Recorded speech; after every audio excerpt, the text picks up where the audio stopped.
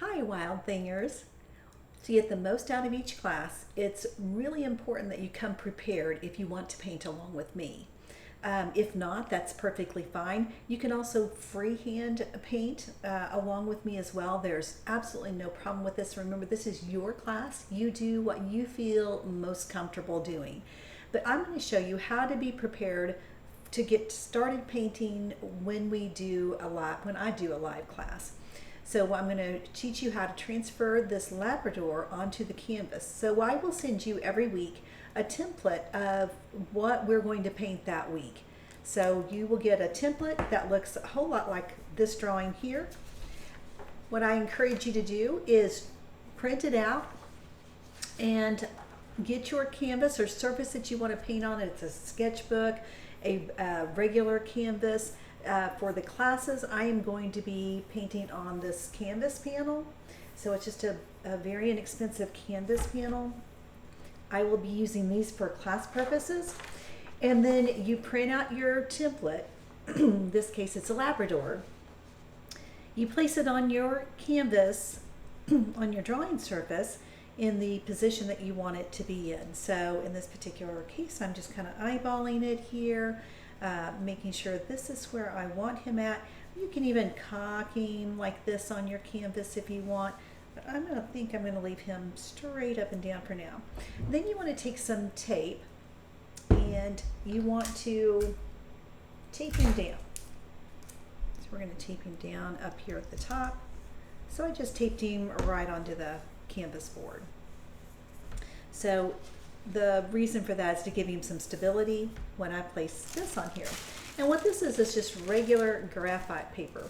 So if you look at your graphite paper, there's going to be a dull side, and as you can see, I've used this multiple times. So if you buy your graphite paper, you can use it over and over and over.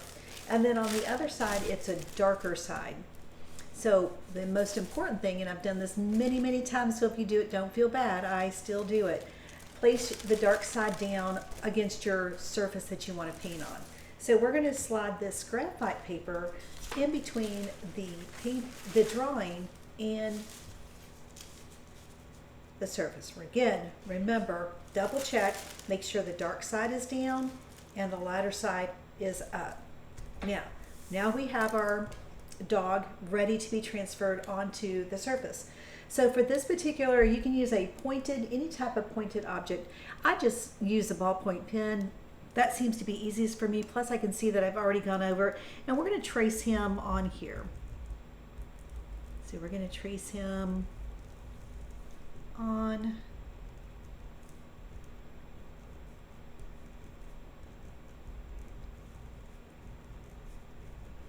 And I'm just going to we just want to get the image of him on here. So I don't spend a whole lot of time with this. It's just important that we get the correct, like here's the little eye, and we have a tendency to draw the eyes bigger than they actually are. So if we want to capture the animal's personality, it's real important. The eyes are a very important part of this.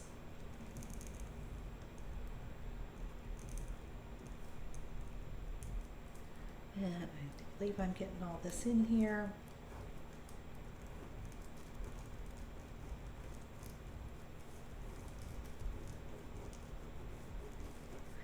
And we're just going to get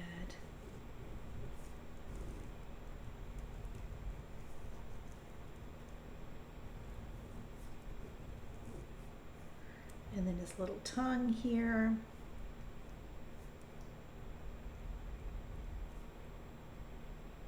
Again, if you want to freehand, that's perfectly fine. There will be videos in this Wild Thing Patreon class that you will have access to if you prefer to learn how to sketch and improve your drawing skills. I will have those videos available as well in the drawing area. It's under collections, or it will be.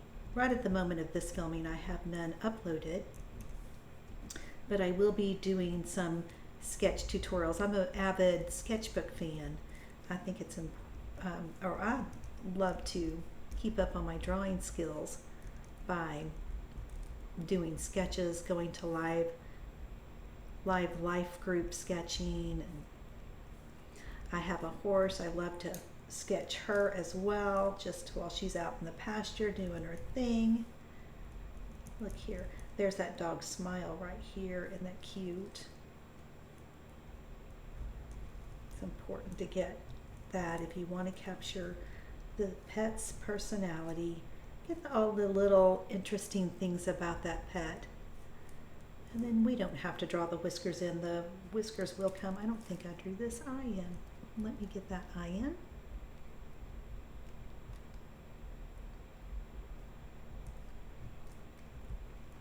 Okay. And got that eye in, the ear, the outline. What these marks here are the photograph, the interesting indentations of color of that particular animal, and I usually kind of draw them in. So now that we've got him drawn on, let's check before we actually take it all off, and I'll raise that up, and voila, there he is. I will remove my paper, my graphite paper, remove the template. You can now set that aside. And here is your animal now transferred onto canvas. It's a graphite, so it's a little bit smudgy, but I will show you in the class how to correct that and how to cover up these graphite marks. So there's how you transfer your image onto the surface. Again, if you decide you don't want to do image transfer and you'd rather freehand it, perfectly fine. You go for it because this is your class. So if you ever have any questions, please let me know and we will get started with class. So, I'll see you in class.